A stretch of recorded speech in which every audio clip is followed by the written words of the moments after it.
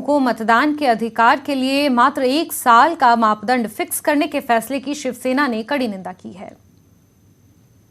जम्मू कश्मीर इकाई चुनाव आयोग द्वारा जो गैर स्थानीय लोगों को कश्मीर देने के लिए जो क्राइटेरिया फिक्स किया गया है, जो मात्र 1 साल का पीरियड फिक्स किया गया है, हम उसकी कड़े शब्दों के अंदर निंदा करते हैं। एक बार फिर स्थानीय लोगों के साथ विश्वासघात किया जा रहा है, उनके अधिकारों का हनन किया जा रहा है, उनके अधिकारों में बाहरी लोगों को भागीदार बनाया जा रहा है। जम्मू कश्मीर का भविष्य तय करने के लिए गैर स्थानीय लोग यहां पर आकर मतदान करें, शिवसेना ये कतई बर्दाश्त नहीं करेगी। देखिए, पहले परिसीमन आयोग का गठन किया गया, जम्मू के साथ उस समय सीटें निर्धारित करने का फैसला किया गया।